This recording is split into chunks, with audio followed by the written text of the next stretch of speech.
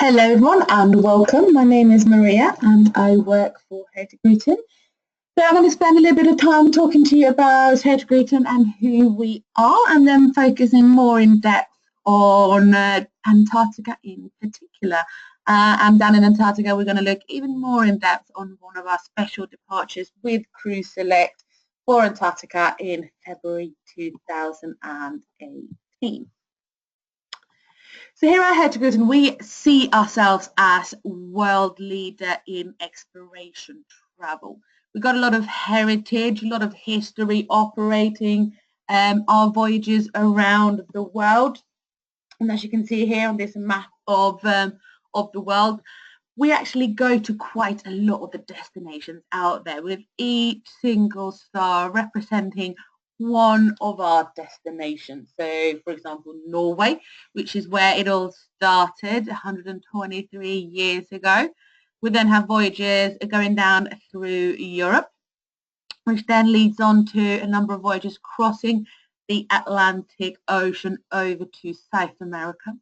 Then voyages down along the Brazilian coast, and even a few voyages going into the Amazon River.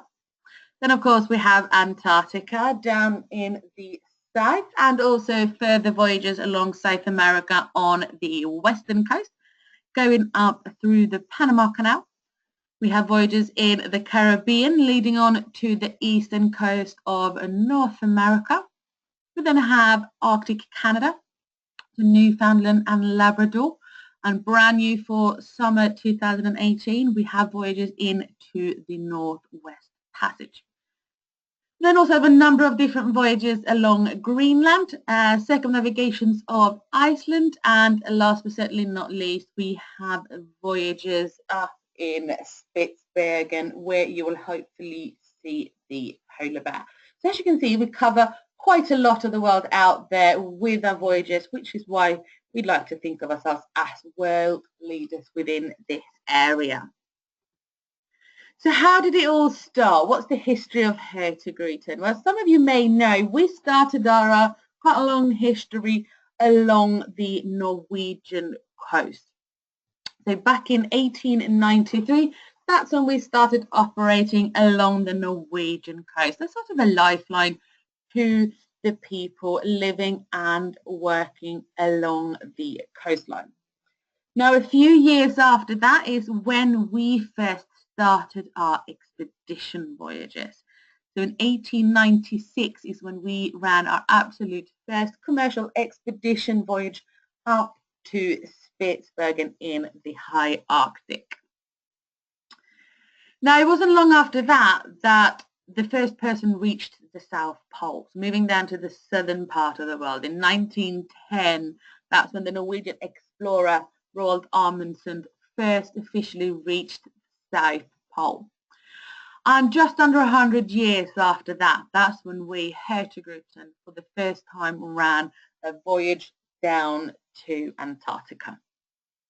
Now, since 2002, we obviously have operated continuously with voyages down in Antarctica, and starting from that one ship down in 2002, we have developed quite a bit, and we currently have 2 ships that operate down in Antarctica. So these are the 2 ships that we have done in Antarctica. It's one of those rare images that is a very, very rare occurrence to have both of our ships actually sat side by side down in Antarctica, and this is one of the few photo opportunities only taken a few weeks ago with a lovely penguin in the foreground as well. So this is the MS Fram sitting on the left hand side and the MS Midnatsol sitting on the right hand side. Now, for the benefit of this presentation in particular, we are going to look at one of these ships in a little bit more detail, and that is the MS Midnatsol.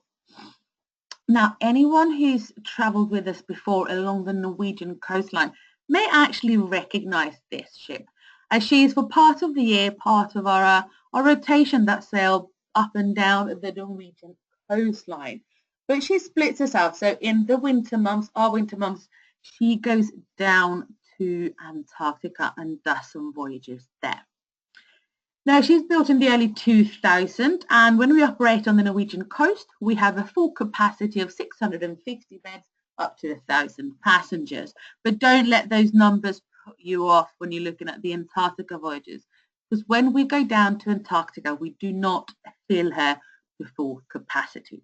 There are a number of reasons for doing this, but the main one is that by capping her passenger numbers to an absolute maximum of 500, that not only gives us a chance to actually bring more things with us to Antarctica because she's not that full, but it also means that we will have an opportunity to actually make some absolutely spectacular landings down in Antarctica. Any more passengers than 500 will be severely limited to where we could actually go and what we could actually see. So down in Antarctica, there will be an absolute maximum of 500 passengers.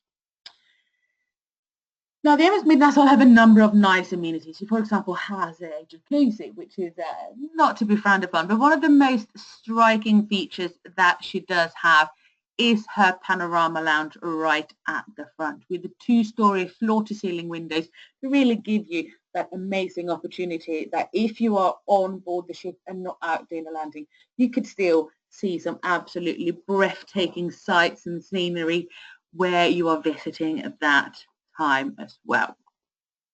Now, apart from the panorama lounge, she of course has a number of other lounges, bar areas and things like that. We could sit back and relax and either prepare yourself for the landings ahead or indeed to sit and contemplate on what you have seen today. As I mentioned, she will only be filled to a maximum of 500, but in effect is half of her full capacity, which means there's always going to be spaces for you to sit down and relax inside and outside without ever feeling like the ship is cramped and too full. Now, when we're down in Antarctica, we are going to make daily landings, weather permitted, of course. Now, the landings with MS Midnatsols are all done using these purpose-built Zodiac-style tender boats. Now, these boats have purposely been created for us here at Hurtigruten for going down to Antarctica, and they are absolutely one of a kind. They are only created for us, and we're the only ones using these, and they are the biggest, with holding up to 23 people. They're some of the most environmentally friendly ones, as they have been specifically created with that in mind. And they are, of course, being one of the safest ways as well of going ashore in Antarctica.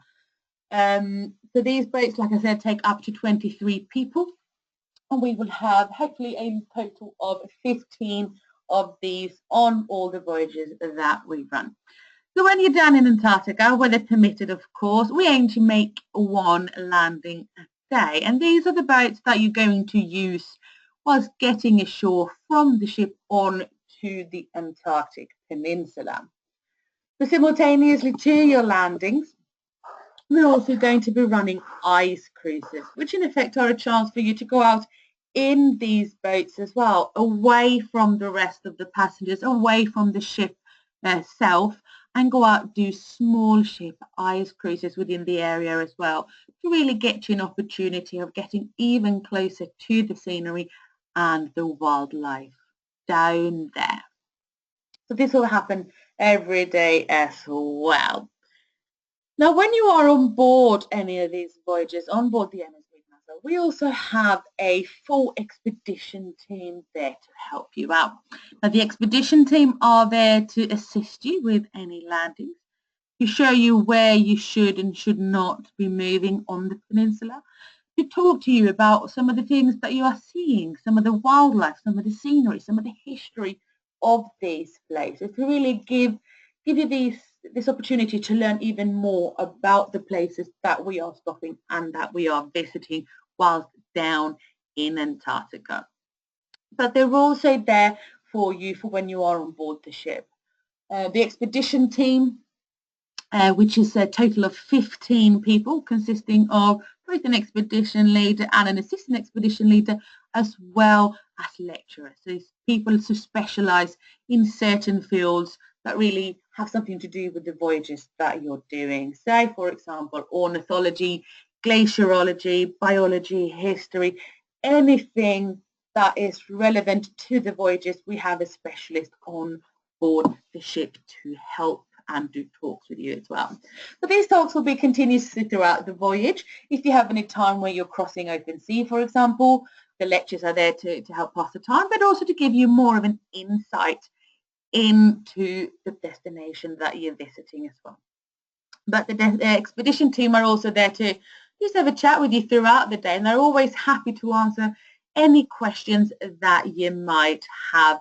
And of course, they will be there to do some little bit more easygoing things throughout the voyage as well. For example, I know that one of the members of the expedition team is a trained yoga instructor. So given time, for example, it's not impossible that you may be able to do some yoga classes as well. As an example, there's lots of things that we could be having going on during these voyages. Now, all your landings are included, but we also run some additional things that you can book whilst down in Antarctica. For example, kayaking. Now, the Midnatsol not being filled to her full capacity, for example, means that we have a lot of space we can utilize by taking things with us, such as kayaks.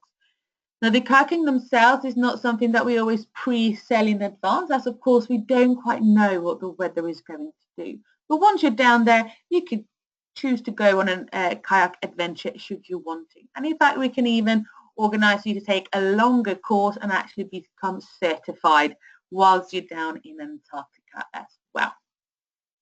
But the kayaking is not all that we do. We also have a full optics center with extra cameras as well, which you can actually book in to take part in the camera optic course as well.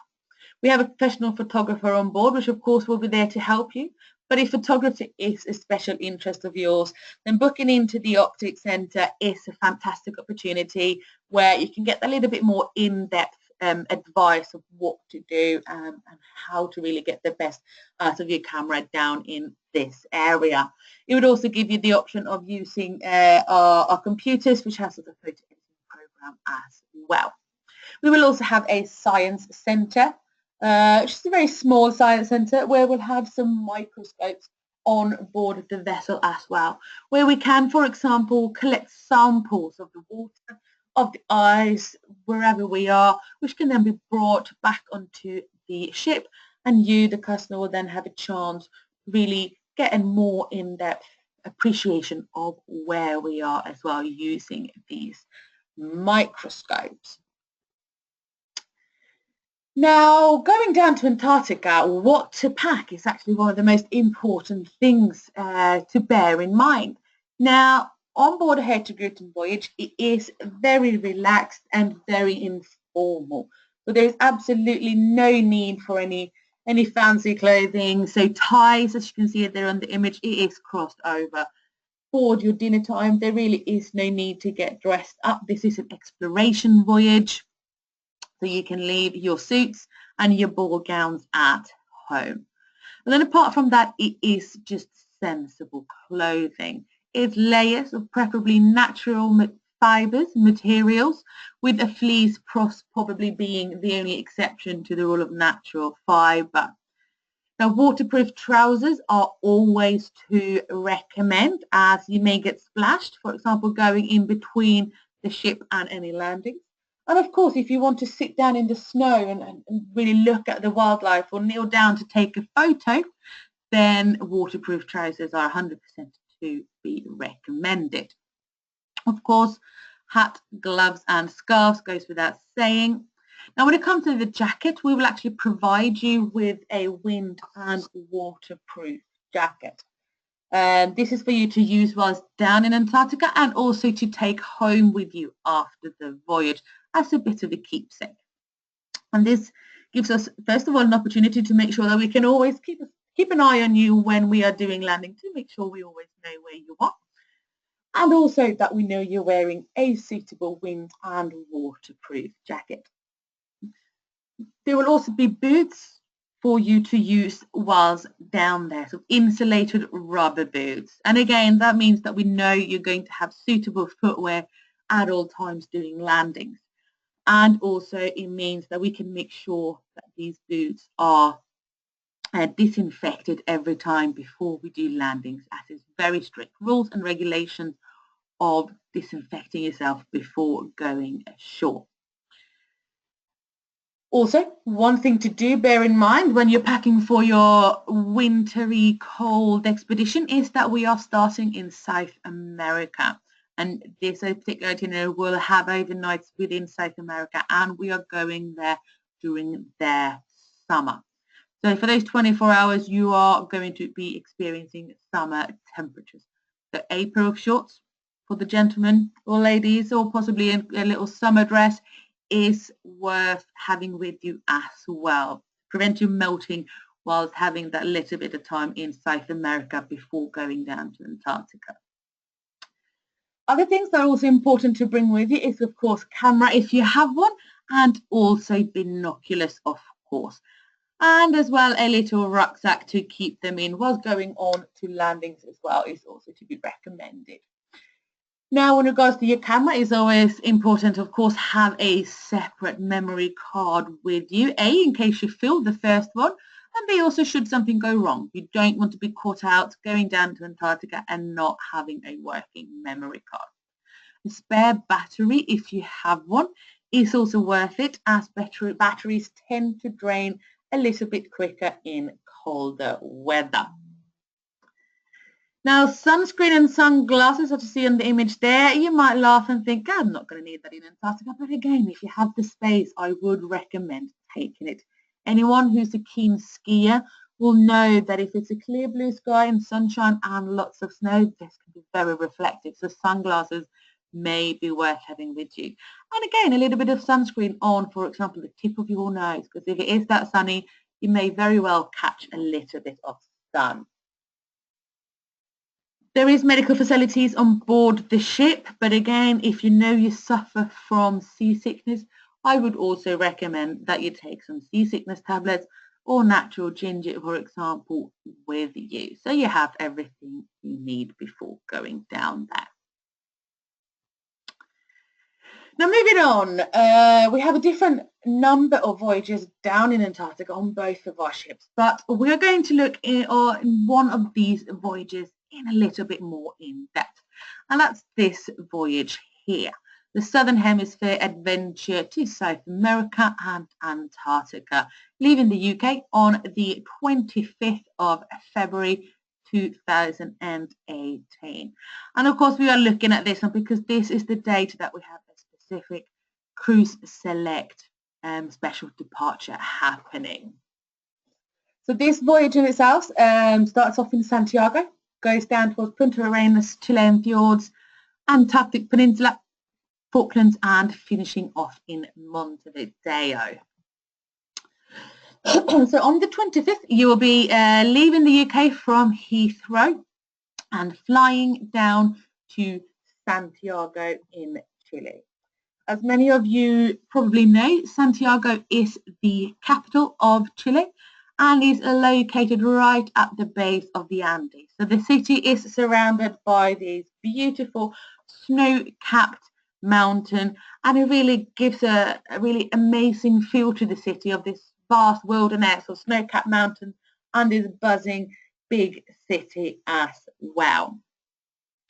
You will have a chance to explore the city before we go down to Antarctica, and you will be spending one night in a hotel in Santiago as well. And the day after, we are going to head down to Punta Arenas. So Punta Arenas is located in the southern parts of Chile, on the southern Chilean part of Patagonia, right on the Magellan Strait. And it's down in Punta Arenas that we are going to meet our ship, the MS Midnatsol, and start our adventure heading south to Antarctica. But because it's located on the Magellan Strait, Punta Arenas is really the place to be to start exploring the Chilean Fjords, which is what we're going to do before heading down to Antarctica. We're spending a couple of days within the Chilean Fjords, surrounded by absolutely dramatic, beautiful scenery of mountains, fjordland and glaciers. Now, the Chilean fjords are fairly similar to the type of fjords you might see up in the northern hemisphere, such in places like Norway, and it really has an abundance of wildlife. And throughout your time in the Chilean fjords, it's not impossible that you'll see penguins, dolphins, there'll be a huge number of birds, and if you're lucky, also sea lions. I don't know if we have any keen birders, but one of the birds that we may, if we're lucky, see is one of the birds that most keen birders are wanting to tick off their list, the Magellan woodpecker. So fingers crossed, we might be lucky enough to see one. Now, during our time in the Chilean fjords, we will be taking advantage of those tender boats that I showed you earlier, do tender boat cruising to really get up close to all the beautiful scenery that this area has to offer. Once we made our way through the Chilean fjords, we will of course get to the Cape Horn, which is the southernmost point of South America. Now, it's a lot of history regarding the Cape Horn, a lot of myths. It is one of the most wild places in the world. With the meeting of two oceans, it is well known to have quite dramatic weather. But if we are lucky and weather permitting, we will attempt to make landings at this infamous point. And already, I know this year we've been very lucky with the weather and we have succeeded with landings on Cape Horn at the moment. So hopefully we will be able to get you ashore there. Now, Cape Horn is also the gateway to the Drake Passage. Now, anyone who's done their homework will really look at this picture and think, oh, the weather's looking quite calm. The sea's not looking too bad, because as you may or may not know, the Drake Passage is either going to be at the Drake Lake or the Drake Shake. There really is no in-between weather. You're either going to have the calmest, most beautiful seas ever, or it is going to be very choppy. It doesn't tend to be much in between. But if we are unlucky and it is the Drake Shake, then we do know that only after a day or so we are going to reach Antarctica, and it is well worth any discomfort that you may be feeling. Crossing the Drake Passage is where, of course, we're going to have lots of lectures by the expedition team to make sure that we pass the time and prepare you for what we are about to experience. And hopefully, if we are lucky, we will also have a chance to see some of the albatross in the area. Many of the albatross you'll quite often see almost following the ship as we sail across the passage down to the peninsula. And then, of course, once we've survived the Drake's Passage crossing, we will reach the Antarctic Peninsula. Now, here's just a little bit of information about the peninsula before moving on to what you're going to experience. Antarctica is the coldest continent in the world. It is also the driest continent in the world and could actually be seen as the world's largest desert. Now, although it is covered in snow and ice, it has very, very little rainfall, which is why it is the driest continent.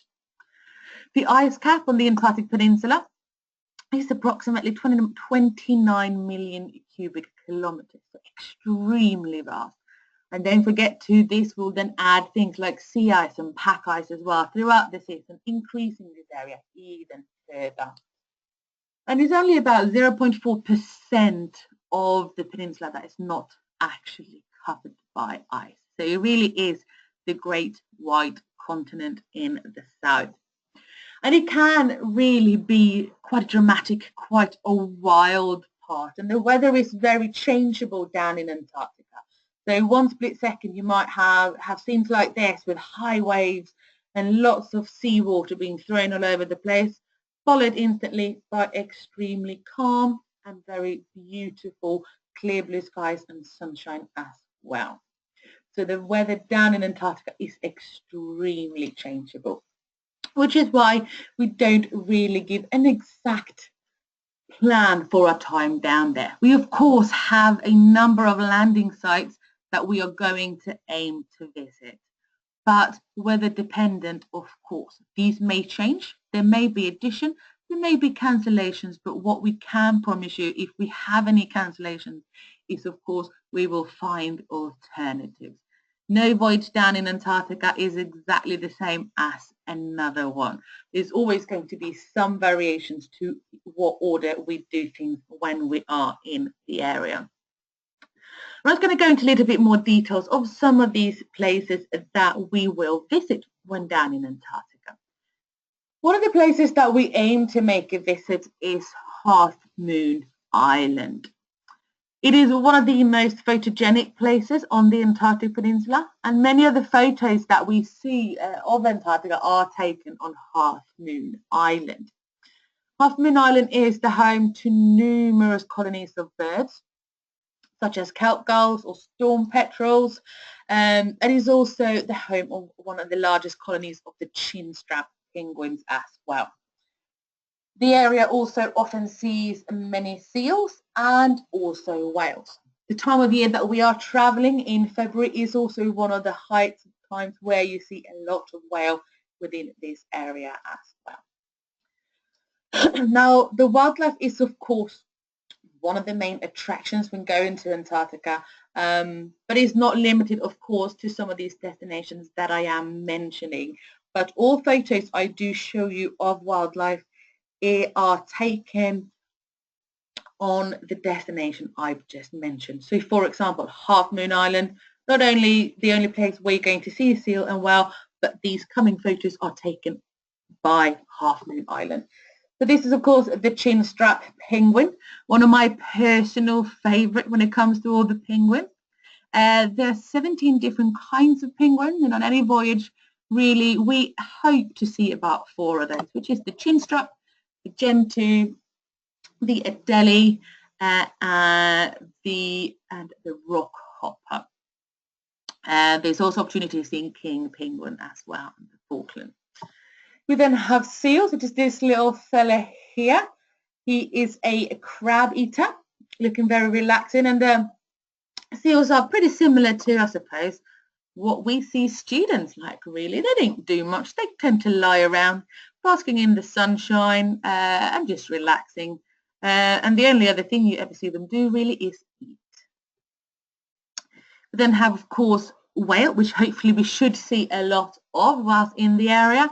And, of course, birds such as the storm petrel here. So there really is an abundance of different wildlife within the area. One of the other destinations we aim to visit is Cuverville Island. Cuverville is situated in the Herrera Channel, which is a very narrow channel down in Antarctica. And it's quite common that icebergs in the area tend to sort of get stuck within this channel, giving some absolutely fantastic views and sights of these huge icebergs just sort of slowly moving through the channel or even being stuck along the sides of it. Cuverville Island is also home to the largest known gentoo penguin colony, which is this little fella here. Now, gentoos are something that you'll probably see in many other places as well. For example, in Yankee Harbour. Yankee Harbour sees another huge gentoo colony, and it's an estimated 4,000 breeding pairs of gentoos now. So a lot of birds. Yankee Harbour was originally a base for early sealers in the area, and overall a safe haven for sailors within the area. And there are back in the old exploration days, and there's so many remnants of these sailors, of these early sailors, still to be found along the coast of Yankee Harbour. Then we have Neko Harbour, which was named after a factory whaling ship from the 1900s, which operated within the area, and is yet another haven for the gentoo penguins as well. Neko Harbour is located in the innermost part of the Ardwood Bay, and is surrounded by very high mountains and high glaciers. It's a very beautiful part of Antarctica as well. Neko Harbour is also classed as one of the rarest landing sites in Antarctica due to the fact that when in Neko Harbour you will actually hopefully land on the mainland rather than the ice on Antarctica. We then have Paradise Bay, which isn't just named Paradise Bay because of the fact that it is absolutely beautiful. It is mainly named Paradise Bay after the fact that it for a long time was a shelter for whalers in the area during stormy weather. So it really was a paradise for anyone being caught in bad weather. I'm sure you can imagine with the weather being quite dramatic down in Antarctica, being caught in a small whaling vessel 100 odd years ago was probably not something that you wanted to happen. So hence Paradise Bay, because it was a paradise if that was the weather you were stuck in. This is another site where we'll hopefully make a landing on the mainland of Antarctica as well. And Paradise Bay is home to two separate bases. An Argentine base and also a Chilean base are located there, and of course colonies of penguins too. After the Antarctic Peninsula, we will then head up towards the Falkland Island east of South America. And one of the main stops that we do in the Falkland Islands is Stanley. Stanley is the capital of the Falkland Islands and has a long history of maritime exploration and of whaling. And a lot of this can be seen within the city in its heritage and its architecture. Like here, for example, the monument outside the church created from whale bone.